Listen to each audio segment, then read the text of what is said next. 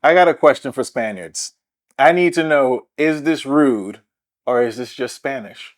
You need to have thick skin in order to survive Spanish friendships. Here, I just thought I was encountering rude people, but apparently the sense of humor that they have and the way that they think that they're including you in a conversation is by pointing out the fact that they see that you're excluded from the conversation. As one of my friends the other day invited me to go out with a lot of her other Spanish friends. One of them noticed that I was just sitting at the end of the table, kind of smiling, nodding along, because I had no idea what was going on. They were all speaking in Spanish, none of them were translating for me in English. I was kind of just like there looking around in kind of a dazed confusement. And this friend noticed that I was feeling left out. Instead of inviting me into the conversation, he mimicked me like and looked directly at me while laughing with the girl next to him, as if to say that they understood that I wasn't in the conversation. And I perceived this as extremely rude because, hey, you know that I'm feeling left out. You're not doing me any favors by pointing out the fact that I am left out. But my friend was like, no, this is how they do it. They're not making fun of you and laughing at you. They're basically saying, oh my gosh, someone help this poor girl, she's left out. It's rude. Of course you will say that because No. you have such a thin skin as an American. I don't have thin skin. Now, some No, Americans may be thin skin. I don't have thin skin. No, I just wanted to like show a little bit of like, but no, I agree. It's totally rude. Oh, you agree? Yes, it is absolutely rude. I mean, there are ways and ways of, mocking your friends because it is true that we do mock each other, in a funny way. And we don't mean any harm or anything. And our jokes can be a little bit like, You guys, again, overtone. I say you guys are very colorful. And I do think that is a little bit thick skin. The reason why I say it's rude, when we're out and we have conversations and I'm always lost in the conversations, I feel like I'm on a lag because I'm translating in my head. And by the time I figure out what everybody is laughing about, 5 minutes later, that's when it kicks in for me. Like, I'm like, but everybody already moved on. We already move on from another conversation. But in those conversations, when I don't know what's going on, if somebody wants to include me, they don't make fun of me. No. They deliberately ask me a question, it's direct towards me, or they make a statement and then go, do you agree? Like, yeah, claro, no, sí, no. Lo pillas? Lo pillas. For those that don't know us, my name is Maria. I was born and raised here in Spain, but I met this wonderful man, American, that's his only defect. Yeah. Sorry. I'm Bryan, so I'm the defect. And even though we've been together for 10 years, we've been living in Spain together for 1. Yes. And I still don't speak Spanish yet. I am learning, but Spanish is a very, very, very frustrating language. It's difficult, but it's more frustrating than it is difficult. Yeah, and maybe this is the reason why some Americans think that Spaniards are rude to them, right? Like they have this perception that Spaniards seem very rude to them. It's because I think it's our humor and everything is totally different. I do believe that when you're raised in a specific language or in a specific place, it defines your personality, your humor, your sensitivity, everything, right? And so my way of doing sarcasm, which is I want to believe that most Spaniards have the same sarcasm. It's completely different to him. So he keeps saying that we don't have sarcasm. Y'all don't have sarcasm. Y'all don't. Y'all don't know how to use sarcasm. Your sarcasm doesn't exist because you say things direct. That's not sarcasm. Sarcasm is the art of implying something so ridiculous that you get that I'm being sarcastic. I need a third-party opinion, so I went ahead and asked ChatGPT about the sarcasm. And it says sarcasm differs between the US and Spain in terms of tone, delivery, and cultural acceptance. So in the US, the tone is often delivered with a dry and exaggerated tone, while in Spain, it overlaps with irony and is more understated or contextual. No. Yes. Then the intent in the US is frequently used humorously, but can also be biting or passive aggressive. Biting? Biting or passive aggressive. What are you reading? Okay. Oh, bitten. Yeah. And then Spanish, directness. Spaniards tend to be more direct in speech, so sarcasm can be misread or seen as a rude, if not well-timed. I have a dog on my arm. Yeah, we have Scar. Some guests We're today. a special guest today. Scar. Okay. We're working. Well, having fun. I know you came to protect me from the Spaniard. I know. He's a Spanish dog. It's not his fault. He loves me anyway. At least one Spaniard loves me in this house. Allah.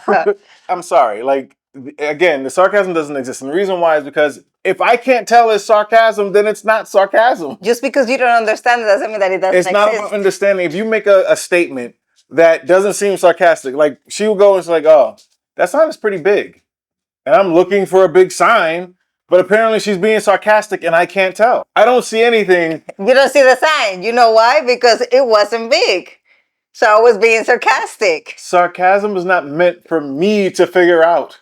It's not meant for you to say something I got to figure out is sarcastic. Well, you can't think. This is where you want to go? It's my birthday.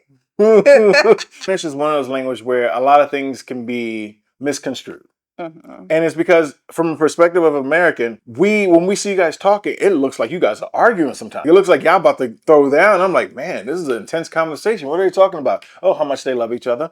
You sure? It could be very intense. That is absolutely true. So look at from outside, like, why are they screaming? Why? But we're just being passionate. You guys have a passion in your language. And I think that's why we tend to have a little miscommunication, because your approach to things are more direct than what my approach is. When we started dating, any kind of like disagreement that we could possibly have, the way that we approach it, you like things being straight, like being straight told towards you. That's not how I was raised. That's not how I was taught to talk. So we kind of beat around the bush and try to do more implying than actual direct. So I try to imply things more directly because that way I want you to see it. Let alone as a man in the US, like we're always told to kind of be not necessarily soft-spoken, but when speaking to a woman, there's a level of respect and kind of not so strong towards a woman. So with that in mind as well, like I always just try to like, kind of like show you, hey, can you see this area here? Like this is what I'm trying to explain to you. And I'm craving for you to tell me, look at that. There is a whatever over there. And the thing, I don't need to play puzzle games with you when we're talking. I'm trying to give it to you the best way. I'm like, you see, I just want to be able to show you this delicately of how you are wrong and I am right in the most gentle way possible. You will never be right. So but I think that was the issue. Like, but when I learned that you prefer things to be like, well, this is as it is, and that's what I need to see, that works for me because I like to be direct. But but you were never raised like that. Yeah. Because I worked in the US for like 15 years, most of them in management. And the way that you have to hold conversations with people that you're in charge of, like really stressful to a point that you had to think and rethink and overthink everything that you're going to say to the point that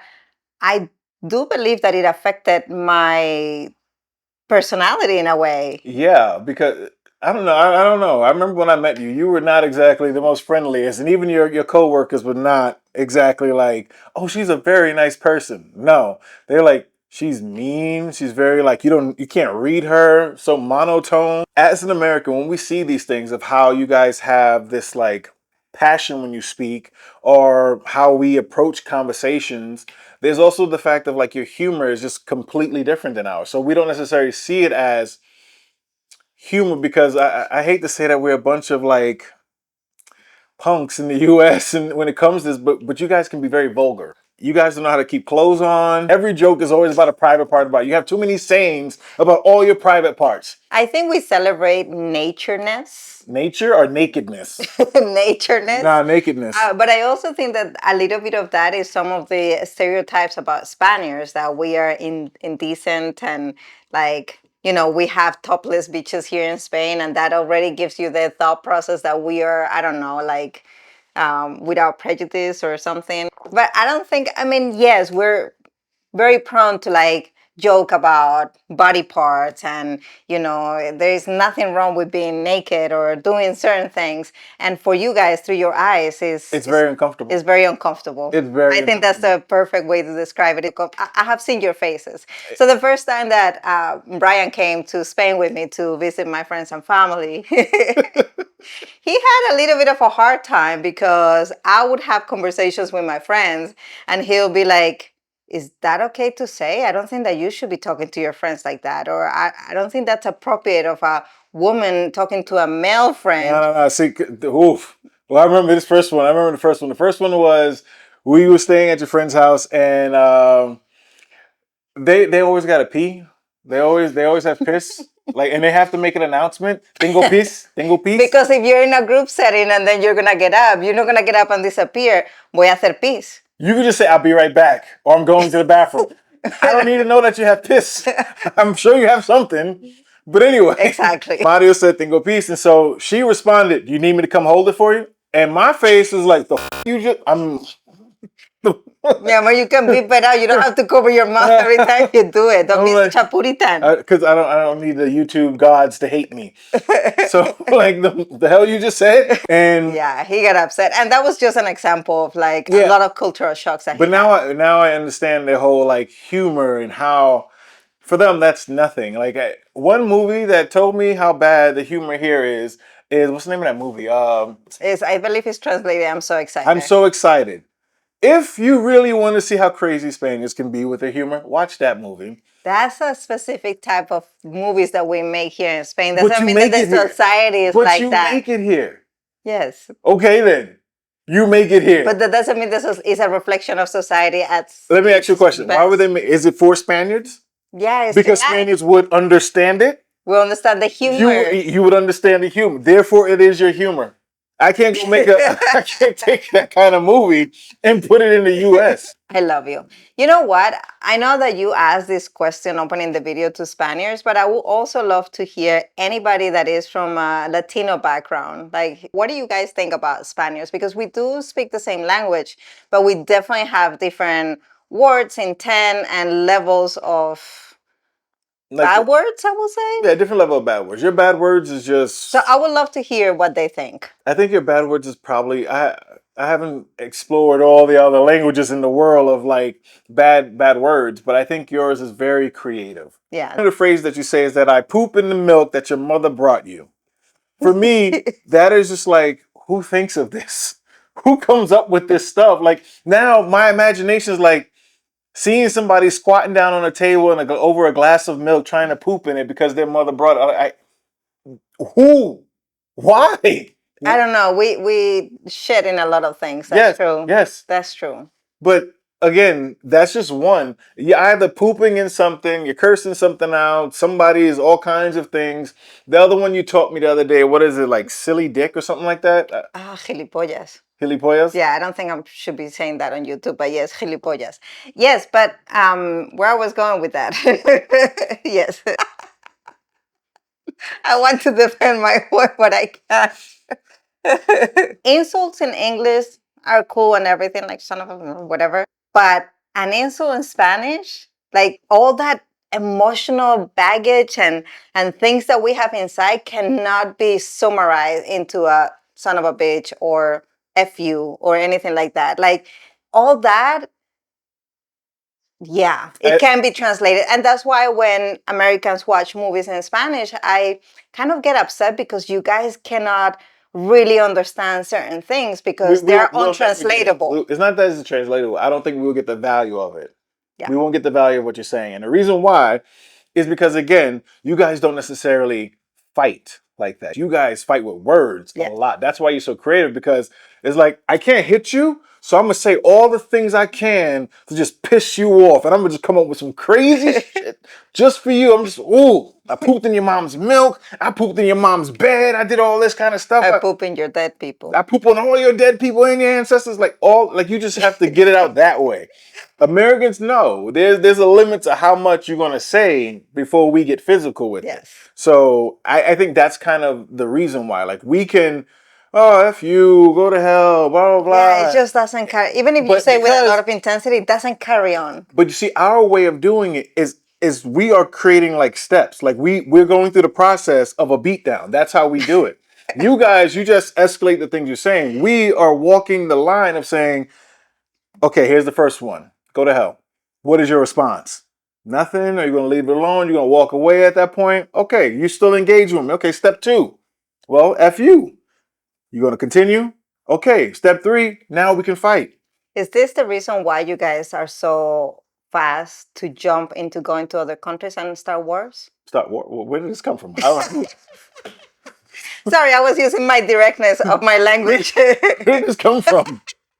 As you were explaining before, like when we first started going out and you ask, like we will have a conversation and then your follow-up question will be like, okay, so you said this, but what do you truly mean?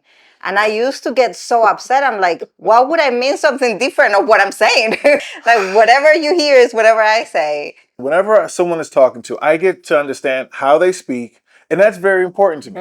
And the reason why is because if I'm going to take you at your word, then I need to know exactly what your word means.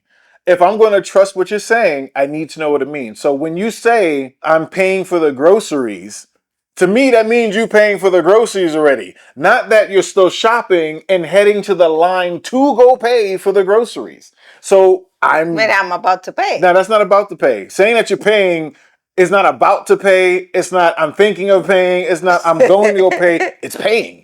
But you're not paying. Well, if I were paying, I could not be texting you. That's not what I need to decipher. If you're not paying, just tell me I'm about to Okay, go that to is not a good example of me being direct. This is what I mean. That's but totally the opposite. no, what I'm trying to say at the end of it is the fact that that's how I define what you're saying to me. But if that's not the case, if you're telling me false information or information of the future that I can't predict, then I can't do anything. Okay, I think that we're like borderline with couples relationship conversation issues. Fine. You know what? Maybe that is a little coupler, but I personally find Spanish to be awesome for one specific reason. You guys are literally the epitome of say it with your chest. Say it with your chest? Say it with your chest. Like when we say Well, that, we're going like this? no, it's a term in the US that we say, like you got to say it with strength. You got to say like you're proud of it. I think Spanish is one of the languages that I think people speak with so much confidence. Like that's the only way you can speak out here. Like the confidence that you guys have, and not because you got necessarily loud. I was gonna say, are you trying to say in an American way that we're loud? You guys are loud, but you're strong with what you're saying. Like you have to mean it because, and that's the only way you conversate with one another. I'm still learning Spanish, so when I'm in these groups and I'm trying to say something in Spanish and I finally know what the conversation is about and I got a chance to interject and express my opinion, you have to come strong. You got to come and say it with your chest from the diaphragm, or else you are not a part of the conversation. You do not exist in the conversation, and all your words you say mean nothing because nobody heard you. And it's because I don't have that confidence yet to speak Spanish. But somebody might think that that's being rude. Absolutely, that's very because true. they're not listening or they're not giving you the space. Yes. I have to say that when we're in a group setting and I see him with the body language that he's about to like jump into the conversation, I try to grab everybody's attention. I'm like, hey guys, Brian is gonna say something.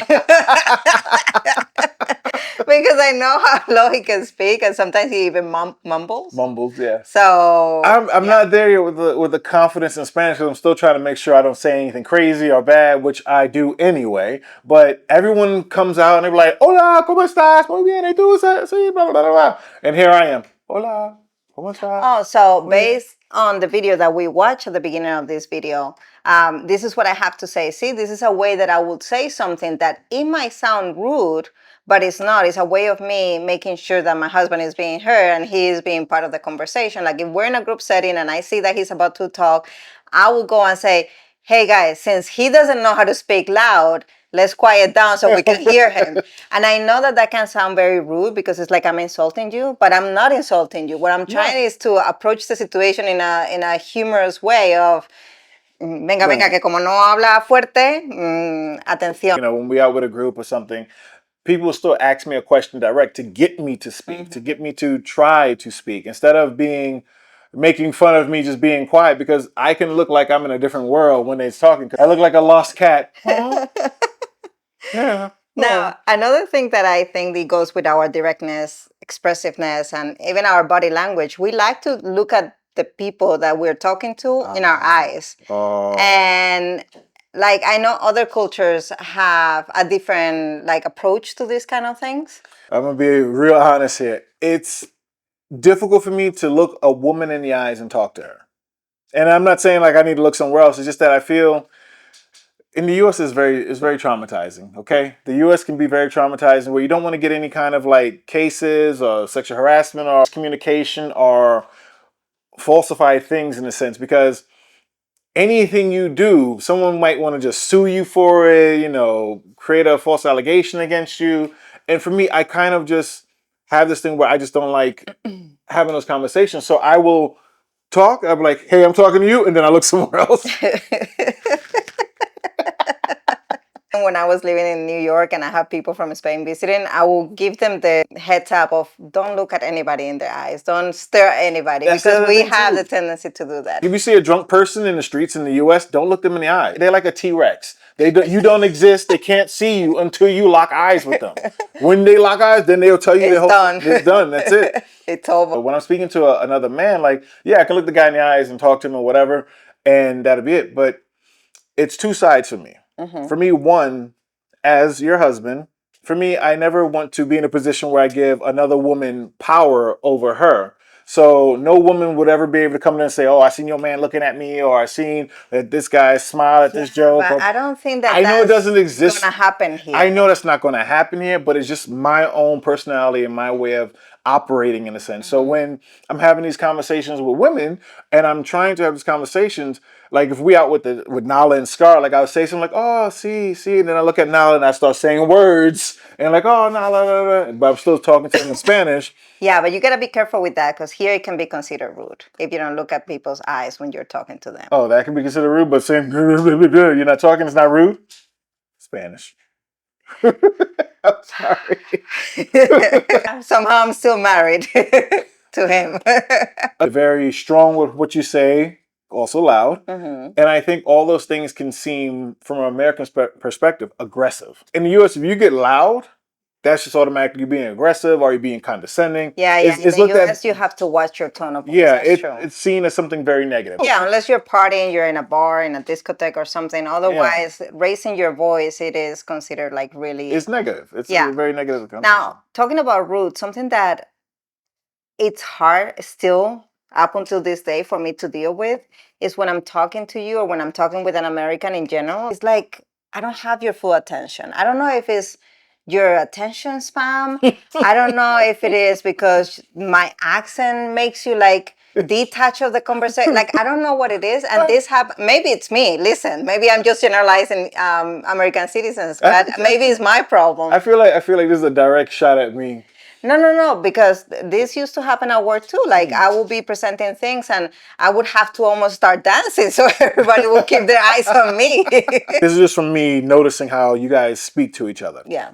On top of all the hand gestures, on top of all the behaviors and how strong you guys talk, if you're speaking and someone is listening to you speak, they stare, they lock eyes and they're like intently looking. If they're not saying claro, vale, to kind of do the thing in your conversation, they are always locked in. So they're attentively watching you as you speak, paying attention to the things you say.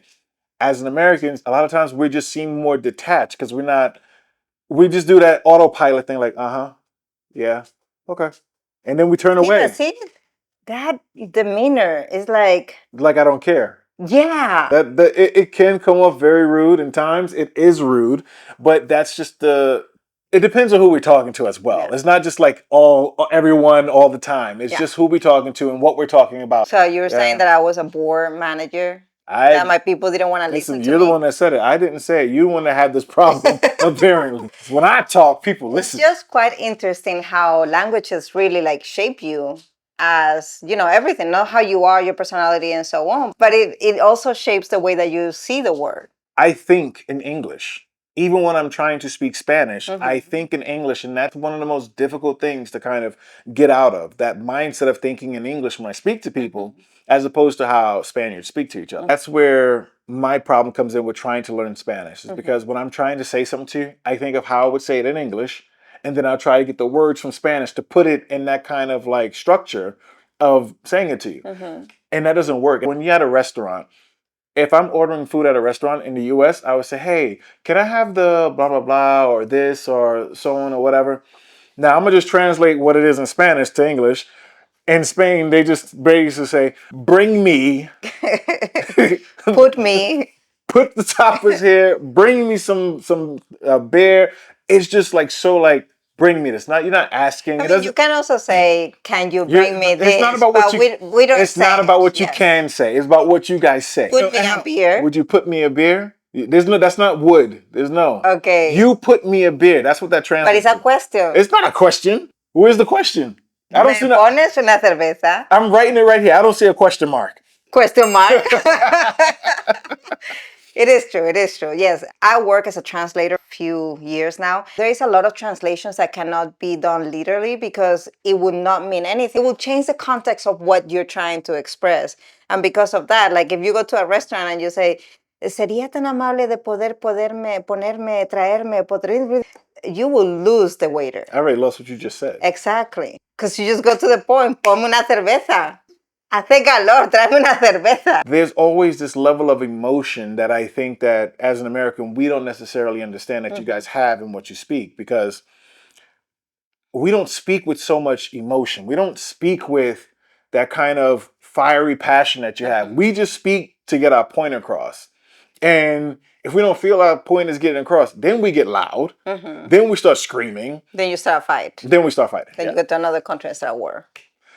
Where's the war coming from?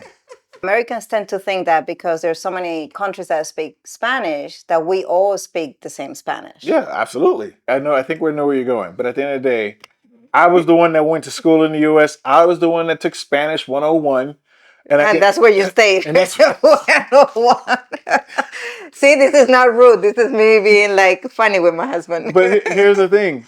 When we go to school for Spanish, they don't tell us where the Spanish is from. They don't say, oh, this is Puerto Rican Spanish, Mexican Spanish, Dominican Spanish. They don't tell us any of this. It's just Spanish. Yeah. So we look at it as a whole. Now that I have a better understanding, I realize how disrespectful that is, because now you're just kind of crapping on every other cultures or the differences that they have in Spanish. I mean, just Spain by itself is so different culturally, right? Like, yes, there are common things in the whole country, but then every region has its own culture, sometimes their own language, their own food, traditions, so on, so on. So imagine a whole other continent, like other countries that speak some Spanish, like there are areas in the Philippines where they still have their Spanish. So like you can like group us all in the same place. And I think that that's a misconception. We have that perception that all Spanish is the same. That's the immediate way we interpret it. Like, okay, that's why some Americans, sorry to cut you off, but that's why some Americans come to Spain thinking that we have tacos and spicy food. I don't necessarily see Spaniards as rude. I think you guys do speak with a lot of passion, and then you just say things as is. And for Americans, that's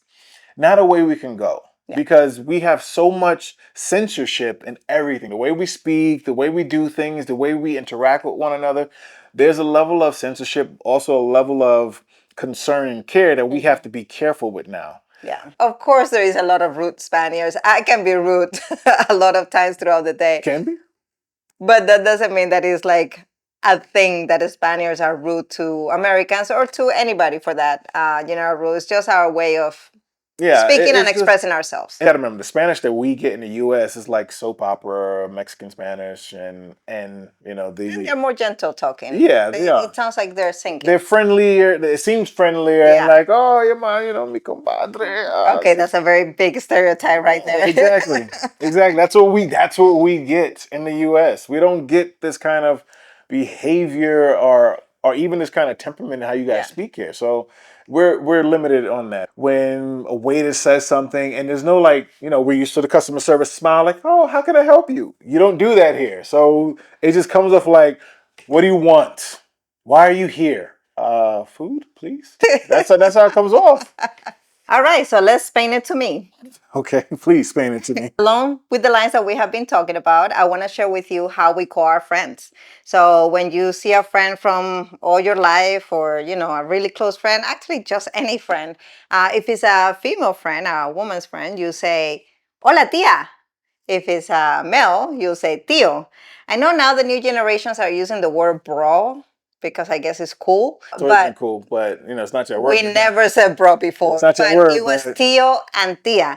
Tío and tía means aunt and uncle, the translation in English.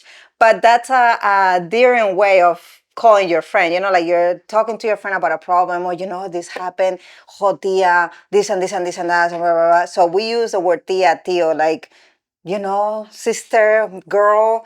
But I guess in English, when you say something like, yes, sister, or yes, girl, like it sounds more like affectionate and dear. Yeah. I don't think that you have that feeling towards your aunts and uncles. What do you mean? I'm lost. What do you mean? I don't know. I feel like I just like tying it back with our conversation today. Like when I call somebody tío or tía, it's not the same thing that is if I call them bro or sister. Like bro and sister is more like Yeah, loving care. It's closer than tia and tío. But not for us. So y'all love your aunties and uncles much more than you love your brothers and sisters? Well, sometimes because aunts and uncles have money. Your brothers don't use it. Your siblings usually don't. The gifts come from the aunts and the uncle. But no, that has nothing to do. It's just a way of calling your friends. Hola, tío. Hola, tía. Yeah, I can't say the same. Like for us, bro and sis is the thing, or you know, women be like, "Oh, hey, girl," or whatever. But no, for us, it's just say, "Bro, what's up?" Uncle and aunt. Nah, I can't get along with that one. I can't walk around. I can't imagine myself running to the front like, "Hey, uncle, how you doing?" So you will never call Mario tío? Huh? You never call Mario tío? Why? No. Like, what's up, tío? Why would I call him Theo? For us, that's a level of.